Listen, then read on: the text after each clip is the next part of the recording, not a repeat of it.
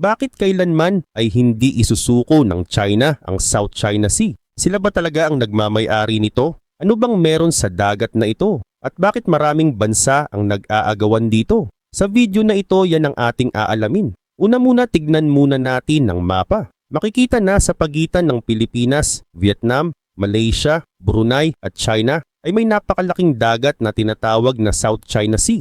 Sa unang tingin parang ordinaryong bahagi lamang ito ng karagatan. Pero sa loob nito ay may maliliit na islands, reefs at rocks na matagal nang pinag-aagawan ng ilang bansa. Kasama sa mga pangunahing nag-aangkin ng bahagi ng South China Sea ang China, Taiwan, Vietnam, Pilipinas, Malaysia at Brunei. May pagtatalo rin ng Indonesia at China tungkol sa bahagi ng dagat malapit sa Natuna Islands. Ang Natuna Islands ay bahagi ng Indonesia. Pero may bahagi ng dagat sa paligid nito na kasama rin sa malawak na inaangkin ng China sa South China Sea. Pero bakit nga ba napakahalaga ng maliliit na isla at bahura sa gitna ng dagat? Ang dahilan ay hindi lang kasi mismong lupa ang mahalaga. Kapag kasi may karapatan ng isang bansa sa isang isla, maaari rin itong magkaroon ng karapatan sa bahagi ng dagat na nasa paligid nito. Sa katunayan ay may oil at natural gas din sa ilalim ng ilang bahagi nito. At higit sa lahat, isa ito sa pinakamahalagang dinadaanan ng mga barkong nagdadala ng produkto at supply sa Asia at iba pang bahagi ng mundo. Kaya kapag pinag-uusapan ang South China Sea, hindi lamang maliliit na isla ang pinag-aagawan. Kasama rin dito ang pagkain, natural resources, negosyo at security ng mga bansang nasa paligid nito. Isa sa pinakamalaking tanong ngayon ay kung bakit ba napakalawak ng inaangkin ng China sa South China Sea. Kanila ba talaga ang kabuuan nito? Para maintindihan iyon, kailangan nating bumalik sa panahon bago pa magkaroon ng modernong borders sa dagat. Sa loob ng maraming siglo, maraming mangingisda at mangangalakal mula sa China at Southeast Asia ang dumadaan na sa South China Sea. Ginagamit din nila ang dagat para mangisda at magdala ng mga produkto sa iba't ibang lugar. Isa itong mahalagang daanan ng mga merchant na nagdadala ng produkto mula China papunta sa Southeast Asia at iba pang lugar. May ebidensya rin na matagal na talagang ginagamit ng mga Chinese merchant ang South China Sea. Isang halimbawa nito ang Selden Map, isang lumang Chinese map na ginawa noong early 1600s. Panahon pa ito ng Ming Dynasty. Makikita sa map ang mga rutang dinadaanan ng mga barkong naglalakbay mula China papunta sa iba't ibang bahagi ng Southeast Asia. Makikita rin sa map ang maraming sea routes na nag-uugnay sa coast ng China sa Southeast Asia, Japan at Indonesia. Ipinapakita nito na pamilyar ang mga Chinese merchants sa South China Sea at matagal na nilang ginagamit ang dagat para sa trade. Makikita rin sa lumang map ang ilang isla sa South China Sea. Pero mahalagang maintindihan na hindi porket nakalagay ang isang isla sa lumang mapa ay ibig sabihin pag-aari na agad iyon ng bansang gumawa ng mapa. Noong mga panahon kasing iyon, karamihan sa maliliit na isla at reef sa South China Sea ay hindi pa tinitingnan bilang mahalagang teritoryo. Marami sa mga ito ay napakaliit, may ilan na bato lang na nakausli sa dagat. May iba naman na lumulubog kapag mataas ang tubig. Karamihan din ay walang permanenteng nakatira. Ginagamit lang ng mga mangingisda at mandaragat ang ilang lugar para mangisda, magpahinga o sumilong kapag masama ang panahon. May mga lumang pottery, coins at iba pang bagay na natagpuan din sa ilang isla. Ipinapakita nito na matagal na talagang may mga taong dumadaan sa lugar. At sa katunayan ay hindi lang mga Chinese ang gumagamit ng South China Sea. Matagal na ring dumadaan dito ang mga Vietnamese, Malay at iba pang mga tao mula Southeast Asia.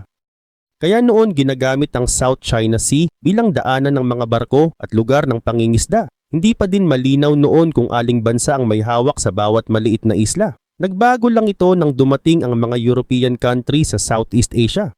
Pagsapit ng 19th century, nasakop ng France ang Vietnam at ilang kalapit na lugar. Tinawag ang mga lugar na ito na French Indochina. Dahil hawak ng France ang Vietnam, nagsimula rin itong angkinin ang ilang isla sa South China Sea. Ang dalawa sa pinakamahalagang grupo ng isla rito, ang Paracel Islands at Spratly Islands. Ang Paracel Islands ay nasa pagitan ng Vietnam at China. Ang Spratly Islands naman ay nasa south at binubuo ito ng maraming maliliit na isla at reef.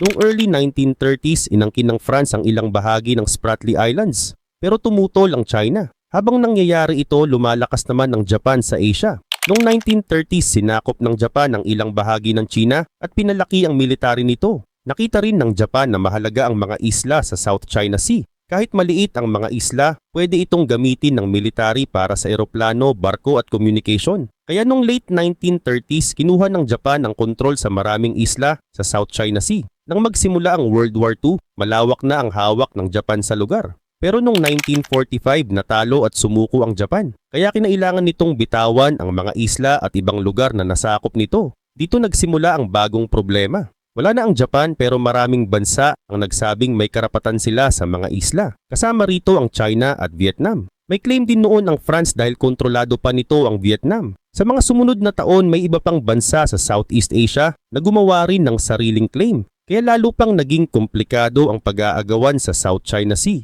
At dito rin nagsimulang lumitaw ang mas malawak na claim ng China sa dagat. Isa sa mga unang kumilos noon dito ang China. Pero noong panahong iyon, may dalawang magkalabang grupo sa China. Ang una ay ang Republic of China na pinamumunuan ng nationalist government. Ang kalaban nila ay ang Communist Forces ni Mao Zedong. Kahit may civil war, gusto pa rin ng nationalist government na ipakita na may karapatan ng China sa mga isla sa South China Sea.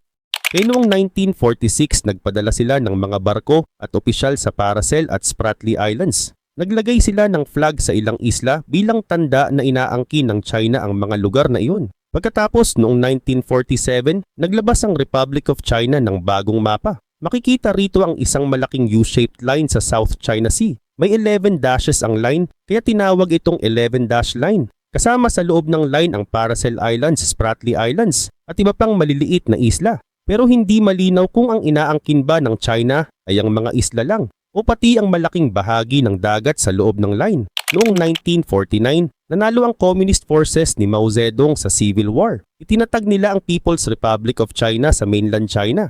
Ang natalong nationalist government naman ay lumipat sa Taiwan at nagpatuloy bilang Republic of China. Kalaunan, tinanggal ng People's Republic of China ang 2 dash sa dating 11-dash line. Dito naging 9-dash line ang mas kilalang version nito. Samantala, nagbabago rin ng Vietnam. Matagal na itong kontrolado ng France. Pero pagkatapos ng World War II, lumaban ang mga Vietnamese para makalaya. Noong 1954 natapos ang French colonial rule at nahati ang Vietnam sa North Vietnam at South Vietnam. Ipinagpatuloy ng South Vietnam ang claim sa Paracel at Spratly Islands. Hindi nagtagal, pumasok din ang Pilipinas sa usapin. Noong 1956, isang Filipino businessman at sea captain na si Thomas Cloma ang pumunta kasama ang kanyang kapatid at around 40 men sa mga isla at bahura sa Spratly area, west ng Palawan. Sinabi ni Cloma na walang government na malinaw na nakatira o may kontrol sa mga lugar na pinuntahan nila. Kaya inangkin niya ang mga isla at tinawag ang lugar na Free Territory of Freedom Land. Naglagay din ang grupo niya ng mga notice sa mga isla para ipakita ang kanilang claim. Pero tumutol ang Taiwan, China at Vietnam dahil may sarili rin silang claim sa lugar. Noong September 1956, nagpadala pa ang Taiwan ng mga sundalo sa Ituaba Island, isa sa pinakamalalaking isla sa Spratlys. Paglipas ng mga taon, ibinigay ni Cloma sa Philippine government ang kanyang claim sa mga isla. At noong 1978, opisyal na itinatag ng Pilipinas ang Kalayaan Island Group bilang bahagi ng Palawan.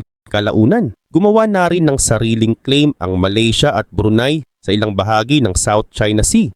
Kaya habang dumarami ang mga bansang may claim, mas lumalaki rin ang pagtatalo. Hindi na lang maliliit na isla ang pinag-uusapan. Kasama na rin kung sino ang may karapatan sa dagat sa paligid nito, pati sa isda, oil at natural gas na naroon. At isa sa pinakamalaking dahilan ng pagtatalo ay ang 9-dash line ng China dahil sakop nito ang napakalaking bahagi ng South China Sea. Pagkatapos maging 9-dash line ang dating claim ng China, nagsimula namang maging mas aktibo ang mga bansa sa mismong mga isla. Hindi na sapat ang paglalagay lang ng claim sa mapa. Sa halip nagsimula na silang maglagay ng sundalo at gumawa ng mga military outpost para ipakita na may tunay silang kontrol sa mga isla. Halimbawa, naglagay ang Taiwan ng mga sundalo sa Taiping Island, isa sa pinakamalalaking isla sa Spratly Islands. Habang dumarami ang military presence sa lugar, mas lalo ring naging mahalaga ang South China Sea. Marami kasing barkong pangkalakalan ang dumadaan dito at marami ring isda na mahalaga sa mga bansang nasa paligid nito. At noong 1960s at 1970s, mas lumaki ang interest ng mga bansa dahil may posibilidad na may oil at natural gas sa ilalim ng dagat. Dahil dito, mas naging agresibo ang ilang bansa sa pagprotekta sa mga isla na inaangkin nila. Isa sa pinakamalaking labanan noon ay nangyari sa Paracel Islands noong 1974. May ilang bahagi ng Paracels na kontrolado noon ng South Vietnam, habang may ibang bahagi naman na hawak ng China. Nagkaroon ng tensyon ng magpadala ng mga barko at sundalo ang dalawang panig. Kalaunan, nauwi ito sa labanan. Natalo ang South Vietnam at nakuha ng China ang buong Paracel Islands. Mula noon, nanatili sa kontrol ng China ang Paracel Islands, pero patuloy pa rin itong inaangkin ng Vietnam. Pagkatapos nito, mas dumami pa ang mga military outposts sa South China Sea. Naglagay ng mga sundalo at pasilidad ang iba't ibang bansa sa mga isla at reef na hawak nila. Dahil dito, mas naging delikado ang sitwasyon. Kapag dalawang bansa ang parehong nag-aangkin sa isang isla, pwedeng magkaroon ng tensyon kapag pareho silang gustong maglagay ng military doon. Habang lumalala ang mga ganitong problema sa iba't ibang dagat sa mundo, gumawa ang international community ng mas malinaw na rules tungkol sa karapatan ng bawat bansa sa karagatan. Dito nabuo ang United Nations Convention on the Law of the Sea o UNCLOS. Sa ilalim ng UNCLOS, may tinatawag na territorial sea na umaabot hanggang 12 nautical miles mula sa coast ng isang bansa. Mayroon ding Exclusive Economic Zone o EEZ na maaring umabot hanggang 200 nautical miles. Sa loob ng EEZ, may karapatan ng isang bansa sa natural resources tulad ng isda, oil at natural gas. Mahalaga ang UNCLOS dahil may malinaw na itong rules kung hanggang saan ang karapatan ng bawat bansa sa dagat. Dito nagkaroon ng problema sa claim ng China. Ang 9-dash line ng China kasi ay umaabot sa mga bahagi ng dagat na malapit din sa Pilipinas, Vietnam, Malaysia, Brunei at Indonesia. Kaya nagsimulang pagtalunan kung hanggang saan ba talaga ang karapatan ng China sa South China Sea. At heto na nga, kahit may UNCLOS na, hindi natapos ang problema sa South China Sea. Patuloy pa ring nagtayo ng mga outpost ang iba't ibang bansa sa mga isla at reef na hawak nila. Pinakamalaki ang ginawang pagbabago ng China.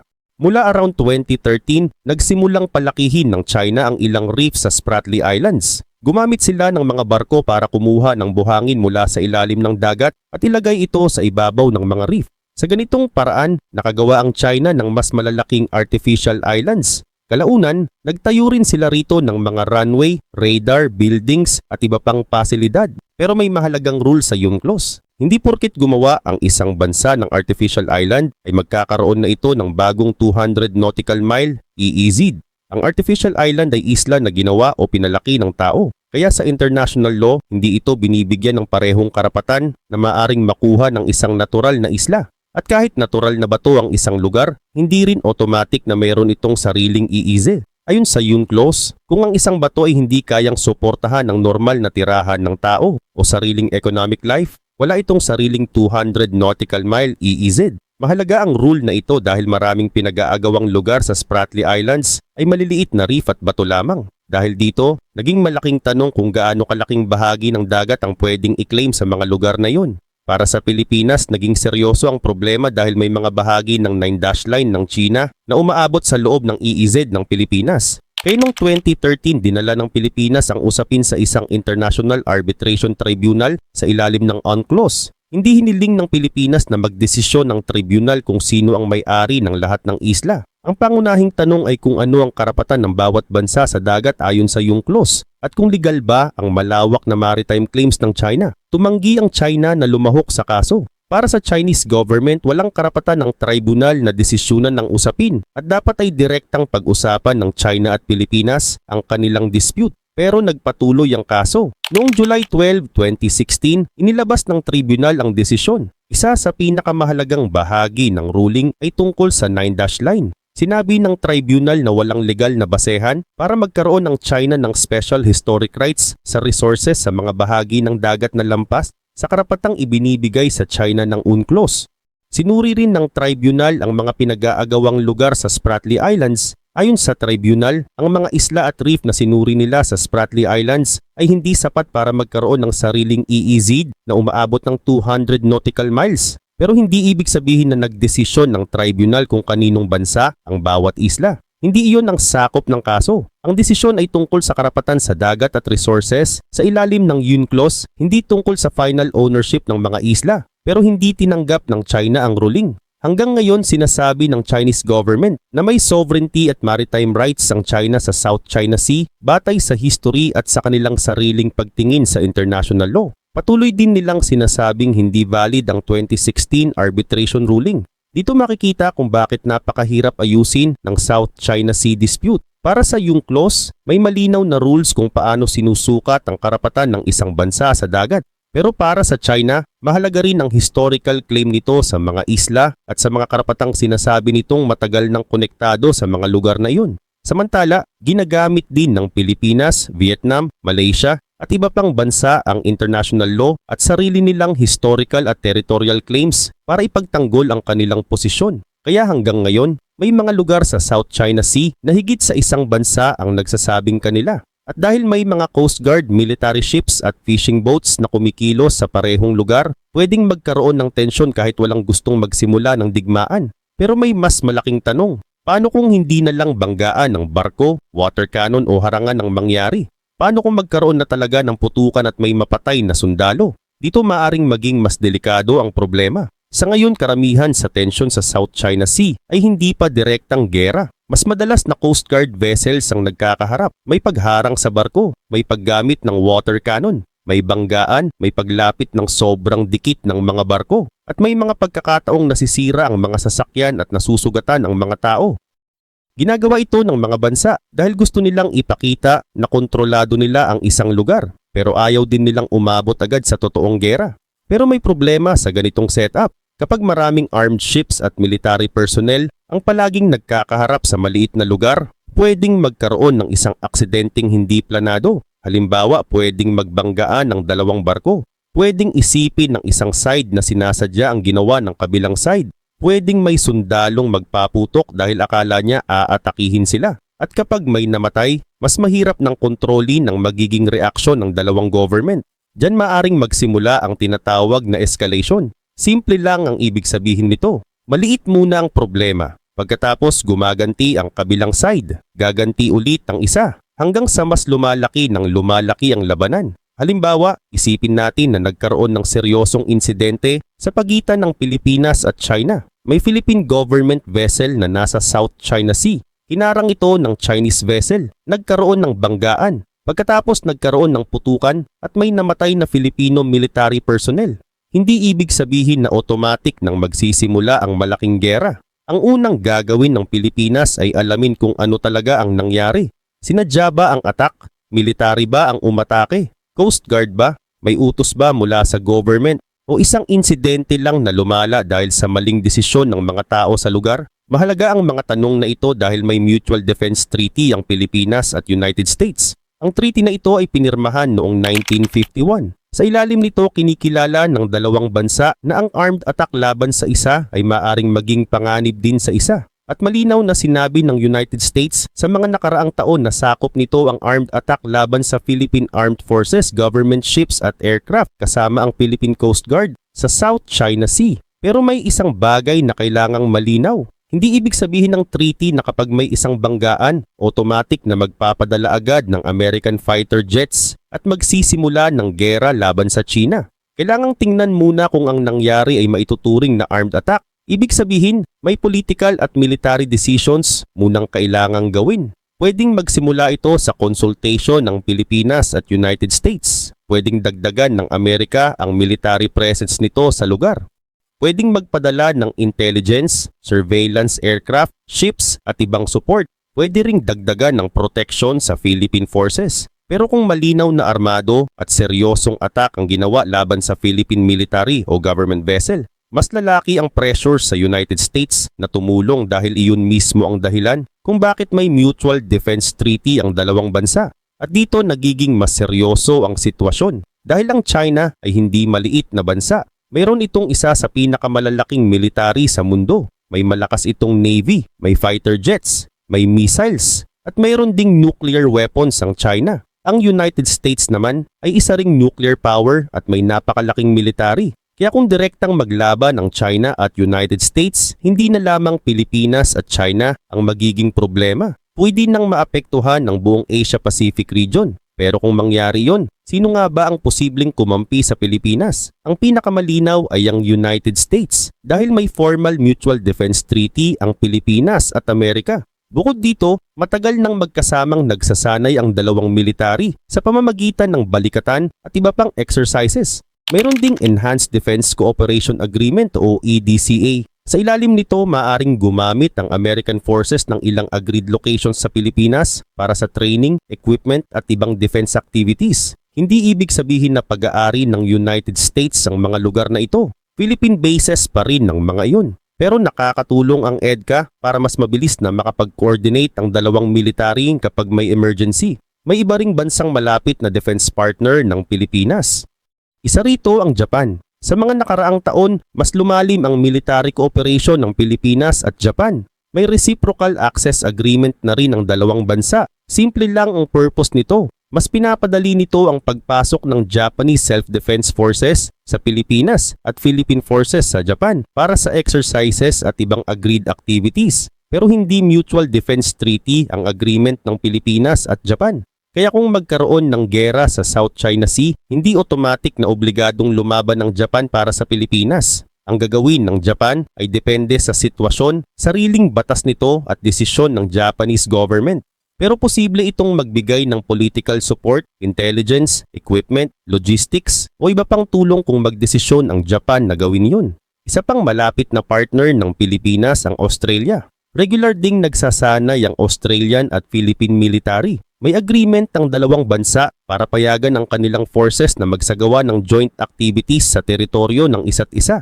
Pero tulad ng Japan, walang katulad ng US-Philippines Mutual Defense Treaty na automatic na maituturing na parehong commitment. Kaya hindi rin pwedeng sabihin na siguradong sasali ang Australia sa isang gera. Depende yun sa dahilan ng conflict at sa magiging desisyon ng Australian government. May isa pang mahalagang bagay. Magkakasamang nagsasagawa ngayon ng ilang military at maritime activities ang Pilipinas, United States, Japan at Australia. Layunin nitong masanay ang kanilang forces na magtrabaho ng magkakasama at mapanatili ang security sa Indo-Pacific.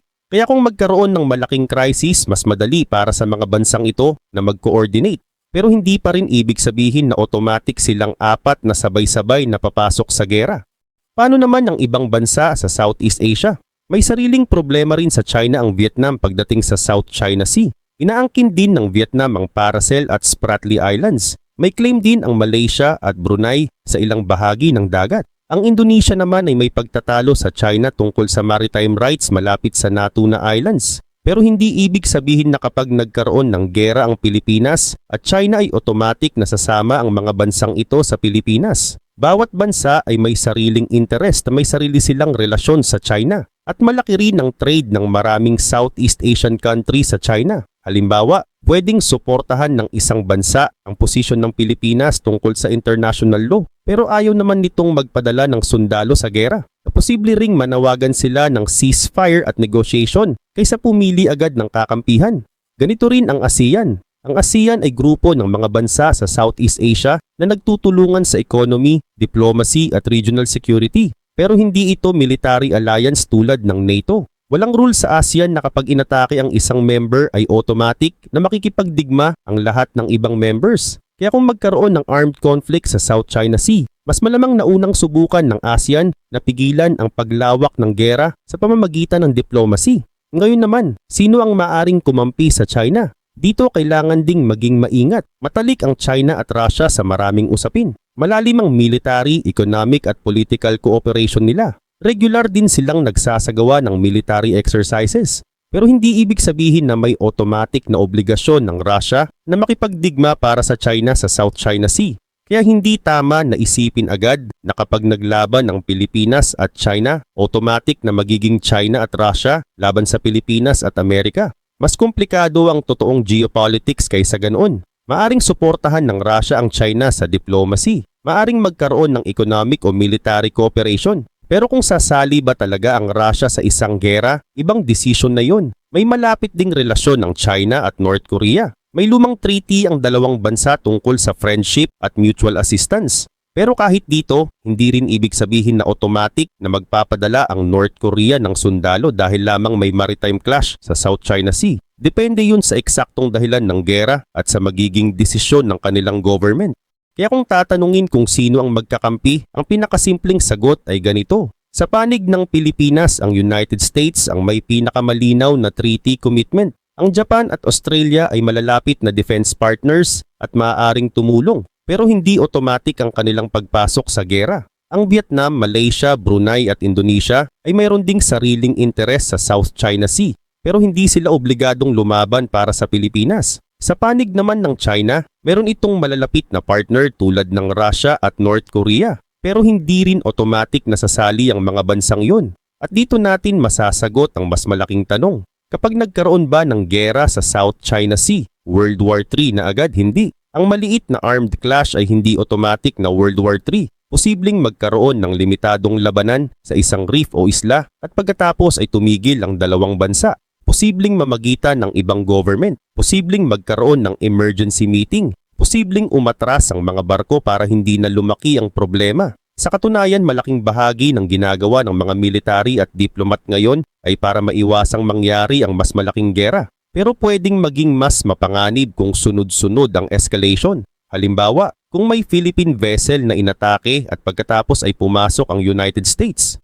Kung umatake naman ang China sa American ships. Kung gumanti ang United States sa Chinese military bases. At kung mas marami pang bansa ang nagsimulang magpadala ng military forces, doon maaring lumawak ang conflict at hindi lang South China Sea ang dapat isipin. Malapit din dito ang Taiwan. May sarili ring malaking tensyon ang China at United States tungkol sa Taiwan. Kaya kung magkaroon ng malaking gera sa South China Sea habang may crisis din sa Taiwan, mas magiging mahirap kontrolin ang sitwasyon. Pwedeng magkaroon ng labanan sa maraming lugar sa Western Pacific. Pwedeng maapektuhan ng Japan. Pwedeng maapektuhan ng American military bases sa region. At pwedeng maapektuhan mismo ang Pilipinas dahil may mga lugar dito na ginagamit para sa defense cooperation sa United States. Pero bago pa man umabot sa nuclear weapons o World War III, napakalaki na agad ng magiging epekto ng isang malaking gera sa South China Sea. Una ay ang shipping. Napakahalagang daanan ng South China Sea para sa international trade. Dumadaan dito ang napakaraming container ships at tankers na nagdadala ng oil, raw materials at produkto. Kung magkaroon ng gera, maaring umiwas ang mga commercial ships sa conflict area. Mas hahaba ang ruta ng ilang barko. Mas tataas ang gastos sa fuel at insurance. At kapag tumaas ang gastos sa pagdadala ng produkto, pwedeng tumaas din ang presyo ng mga bilihin. Hindi lang Pilipinas at China ang makakaramdam nito. Pwedeng maapektuhan ng Japan, South Korea at ibang bansa na umaasa sa shipping routes sa region. Pwede ring magkaroon ng problema sa factories kung mahirapang dumating ang raw materials at electronic parts na kailangan nila.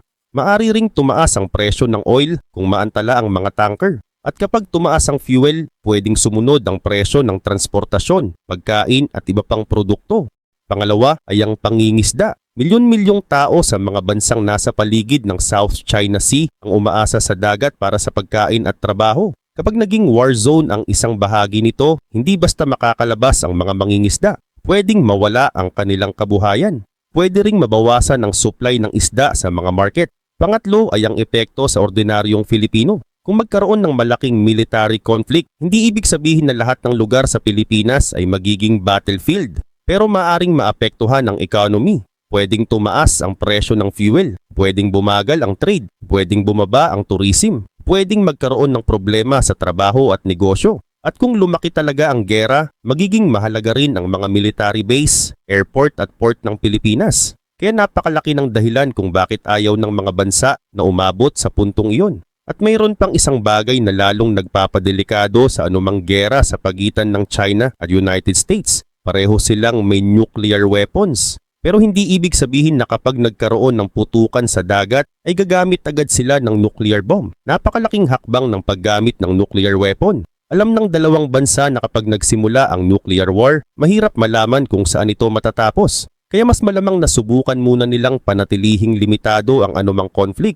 Ang tunay na panganib ay miscalculation, ibig sabihin may isang side na maling makakaintindi sa ginagawa ng kabilang side. Halimbawa, akala ng isang bansa ay warning lamang ang isang military move. Pero para sa kabilang bansa, mukhang paghahanda na iyon para sa malaking attack. Kaya maghahanda rin itong umatake. makikita naman iyon ng unang bansa at iisipin nitong tama pala ang hinala nito. Sa ganitong paraan, pwedeng lumaki ang gera kahit walang bansang orihinal na gustong magsimula ng malaking digmaan. Ito ang dahilan kung bakit napakahalaga ng communication sa pagitan ng military at government. Kapag may banggaan sa dagat, kailangang mabilis na malaman kung aksidente ba yon o sinadyang attack. Kapag may nagpaputok, kailangang malaman kung lokal na commander lang ba ang nagdesisyon o may utos mula sa national government. Dahil minsan, ang kaunting oras para mag-usap ay pwedeng maging pagkakaiba sa pagitan ng isang maliit na insidente at isang malaking gera. At kaya rin hindi simpleng tanong ang sino ang mananalo. Napakalakas ng China dahil malapit sa sarili nitong coast ang South China Sea.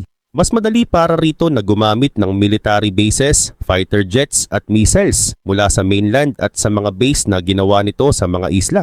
Pero malakas din ang United States sa dagat at himpapawid. Mayroon itong malaking network ng allies at military bases sa Pacific at kasama nito ang Pilipinas na napakahalaga ang location dahil malapit ang bansa sa South China Sea at Taiwan. Kaya kung magkaroon ng malaking gera, walang simpleng senaryo kung saan mabilis lang mananalo ang isang side. Posibleng mawala ng maraming barko at eroplano ang magkabilang panig. Posibleng libo-libong sundalo ang masawi. At bago pa man magkaroon ng malinaw na winner, malaki na ang magiging damage sa economy at security ng buong region. Kaya ang pinakamahalagang punto ay hindi kung sino ang mas malakas. Ang mas mahalagang tanong ay kung paano maiiwasang makarating sa puntong kailangan nilang malaman niyon.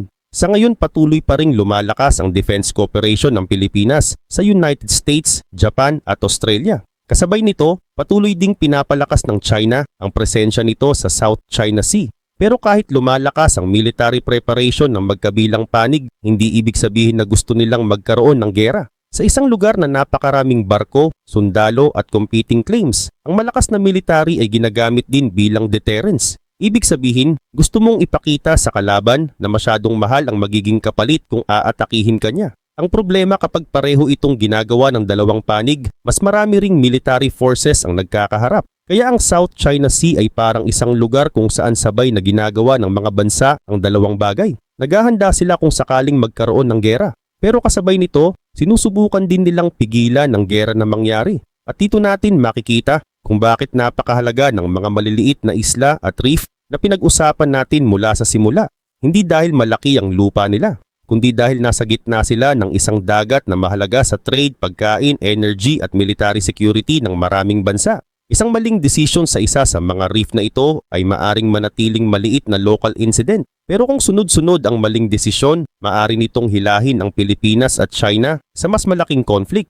At dahil may treaty ang Pilipinas sa United States at maraming ibang bansa ang may interes sa region, pwedeng lumawak ang epekto nito ng lampas sa South China Sea. Hindi natin masasabi na automatic itong magiging World War III. Pero yun mismo ang dahilan kung bakit seryoso ang South China Sea dispute. Dahil sa pinakamalalang senaryo, ang simpleng pag-aagawan sa isang maliit na reef ay maaaring maging simula ng confrontation sa pagitan ng ilan sa pinakamalalakas na military power sa mundo.